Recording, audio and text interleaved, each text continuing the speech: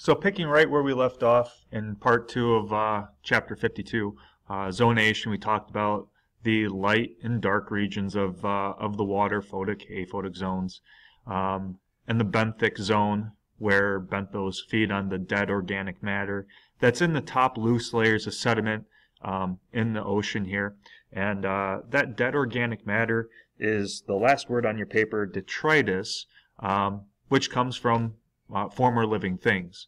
How does that stuff get there?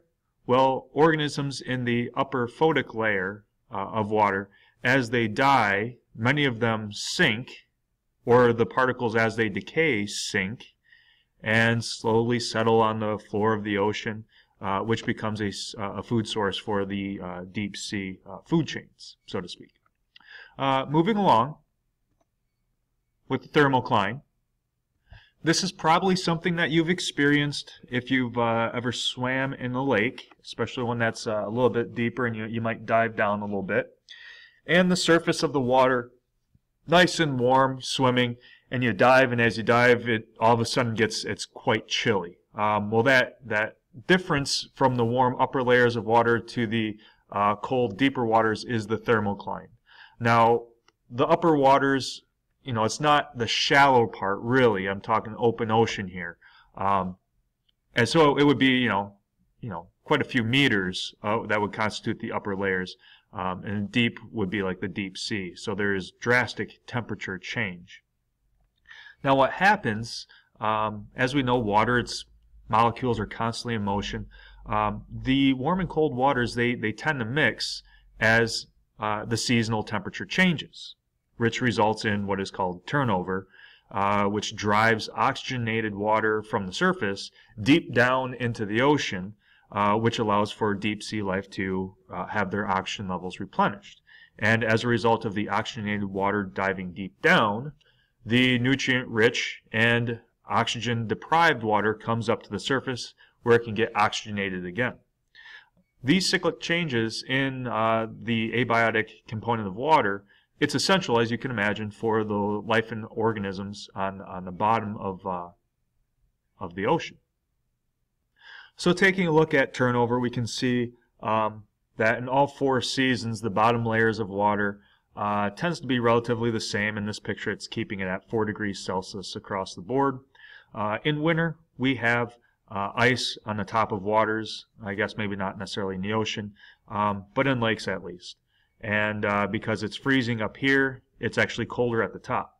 And then as it starts to warm up and the temperature starts to rise, oxygenated waters are driven deep down, providing a replenishment of oxygen for these deeper water organisms. And the oxygen deprived water is brought up to the surface as a result. Continuing warming on the surface creates this thermocline that we talked about. And the increasing temperature from the sun brings the upper layers of water temperature up a bit. And then once it starts to cool again, the waters switch back over, resulting in the turnover again. And the last thing with the aquatic biomes that we're going to be looking at is their distribution. You can see the names of the biomes off to the left over here, and you can see where they're found on the images. You'll notice that most of the aquatic biome would be the oceanic biome, and as mentioned a few slides ago, going back in the second video I guess, there is not a huge impact on latitude in regards to the biomes. We do see that coral reefs tend to be more in the tropical regions of the planet, but other than that, you know, you can see the intertidal zones and whatnot pretty evenly distributed across the planet. Moving into 52.4, interactions between organisms and the environment and how that affects the distribution of species. As we looked at in our previous unit on evolution, the environment does very strongly impact organisms' abilities to change. As an environment changes, life has to adapt to it, move away from it, or go extinct. So we're looking at climate change. In this case, we're looking at drought.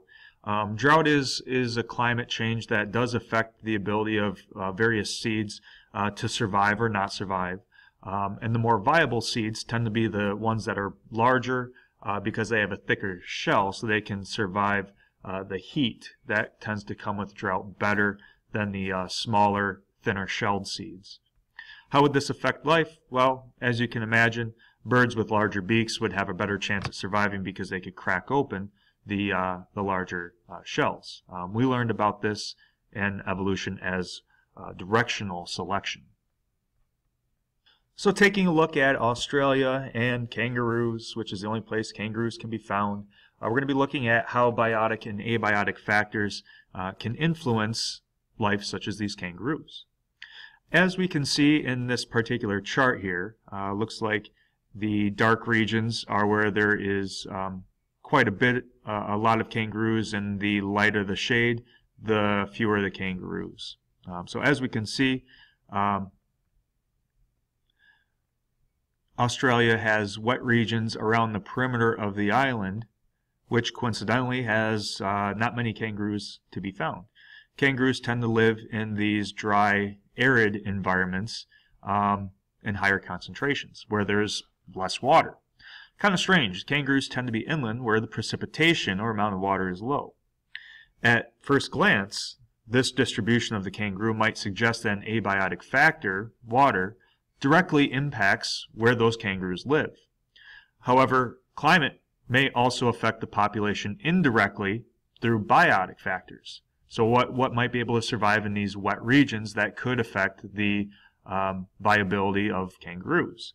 Well, things possibly as pathogens and parasites and predators, maybe some competition between other species that could impact the ability of a kangaroo to survive and reproduce. So perhaps kangaroos live inland more, not because they don't need water, that biotic factor, but the biotic factors that also need the water that we just listed. Now, with this in mind, kangaroos probably aren't the only life form on our planet that are affected by biotic and abiotic factors in where they are distributed on our planet.